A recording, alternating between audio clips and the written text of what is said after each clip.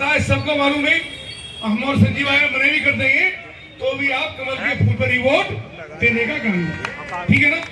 हमने संजीव आया, तुम हमसे ज्यादा हमसे पहले से भाजपा में, ठीक है ना।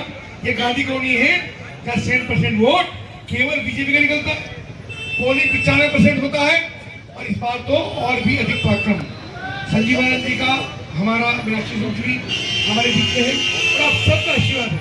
टुकड़िया जी, प्रेमी जी, बंटी जी, हमारे यहाँ के और सब लोग, मैं सबके नाम दे सकता हूँ पर नाम किसी का ले नहीं रहा। सबको वोट करना है, भाषण की कोई नहीं कहेगा। 5 मिनट संजीव आनंद जी बोलिए, ठीक है ना। पक्की बात है भाई, संजीव आनंद को सांसद बनाना है और नरेंद्र मोदी को प्रधानमंत्री जी 400 पार लाना है। अब की बार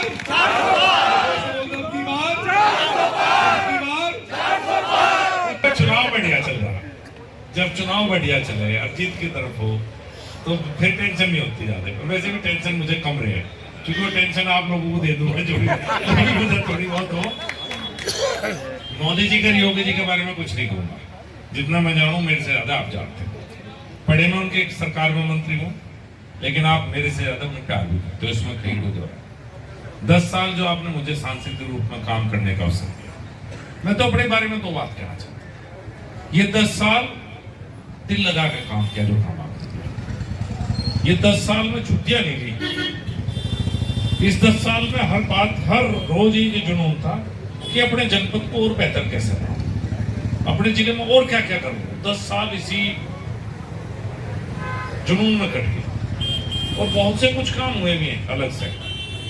अगर आप बिजली आ रही है, बिजली के क्षेत्र की बात करो, मैं सांसद बनने से मंत्री नहीं बना था। जब तक मैं बंद एमडी होते थे, मैं एमडी ऑफिस मेरठ गया, मैंने पद को कहा भाई मेरे सिस्टम का बताओ, मेरे यहाँ जनपद में बिजली कितनी दे रहे हो आप। तो उसने कहा जी गांव में औसतन 4 घंटे बिजली आती है और मुजफ्फरनगर शहर में औसतन 12 घंटे। उस समय 2014 याद होगा आपके, जब 2 या 3 सेट इन्वर्टर के होते थे और एक बोलता था पी, फिर दूसरा पी बोल लग रहा था, फिर जब तीसरा पी बोल जाता तो प्रेमी गली में निकल जाता बनियानों कंधे पर डालते क्यों भाई भाई हम नहीं रुकाता।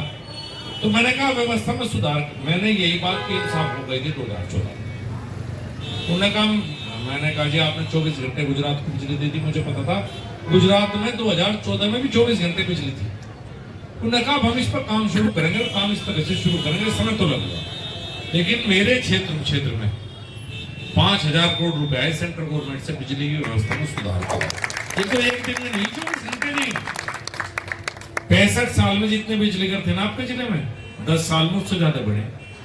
सारे जर्जर तार लगाना, फीडर सेपरेशन, उससे ज्यादा कैपेसिटी के बिजली घर बनवाने पड़े 10 साल मुझे पैसे से, जब 24 घंटे बिजली हुई। और आज गांव में 18-19 घंटे बिजली है। और अगले 2 साल में मेरा टारगेट ये कि मुजफ्फरनगर जनपद के हर गांव में भी 24 घंटे बिजली हो, 6 में भागे पूर्ण गांव में। भारतीय जनता पार्टी एक बिजली का रह बना हुआ 132 का बनना, वो कपिल देव जी जमीन नहीं दे रहे, वो बन जाता। ऐसा ना, जमीन प्रदेश सरकार देती है, पैसा केंद्र सरकार देती है।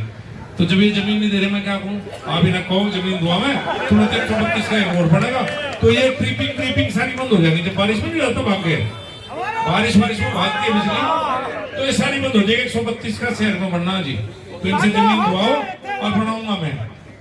इसी तरह सड़कों की स्थिति, जब ये पानीपत खटीमा बना, पास हुआ पानीपत खटीमा नेशनल हाईवे, तो उन्होंने जो पुरानी अपनी राइट हैंड पे बाईपास जा रहा है वेलना चौक वाला, ये उन्होंने ले लिया।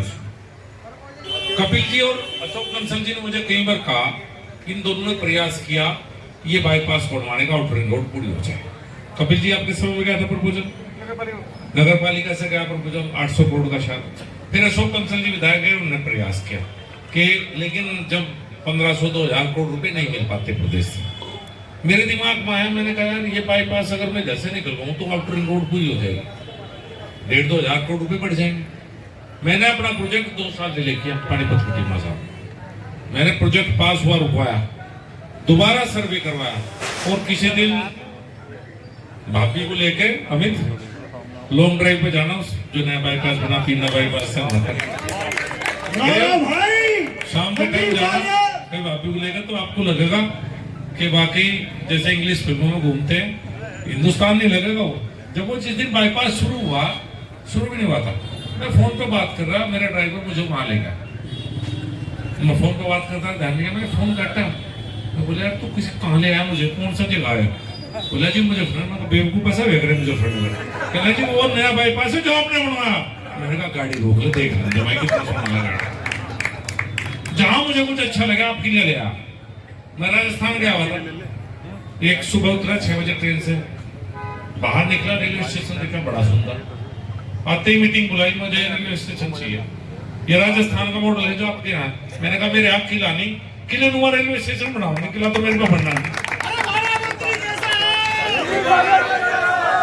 बेहतर बनाने का प्रयास किया जी मुजफ्फरनगर को आप सबके सहयोग से, और जो समय आप दोगे ना, अब तो अभी तक तो गड्ढे भरे हैं, अभी तक जो मूलभूत आवश्यकताएं हैं जनता की वो पूरे करने का प्रयास किया हम दोनों भाइयों ने मिलकर। अब मीनाक्षी जी भी साथ आ गई, अभी मैं चुनाव के चक्कर में 6 महीने साल भर बिजी रहा, लेकिन सड़कों की व्यवस्था में देख रहा हूँ नगर पालिका ने पिछले 3-4 महीने बहुत सुधारी, थोड़ी सफाई की समस्या है, इस पर हम तीनों मिलकर युद्ध स्तर पर काम चुनाव के बाद करें।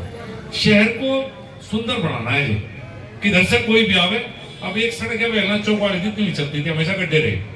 मैंने आपको अजीब लगेगा, बेलना चौक से लेकर पीना गांव तक 12 किलोमीटर का भी नेशनल हाईवे बनवा दिया। जब मुझे प्रदेश सरकार ने पैसा मिला, 12 किलोमीटर का नेशनल हाईवे बन रहा, देखा होगा कितनी छोटी उतरने की। मैंने कहा सेंट्री सुंदर करूंगा, जहां से शहर में घुसे भाई सुंदर हो तो क्या फायदा। अगले 5 साल कुछ और बेहतर करना, लेकिन ये बेहतर कब होगा? ये बेहतर जब होगा जब गांधी कॉलोनी में जितने लोग रह रहे हैं इनसे बेहतर नहीं होगा। जो बच्चे बाहर नौकरी करने जा रहे हैं, जब भी आकर वोट डालेंगे बेहतर देखो जब होगा, इतना होने का नहीं।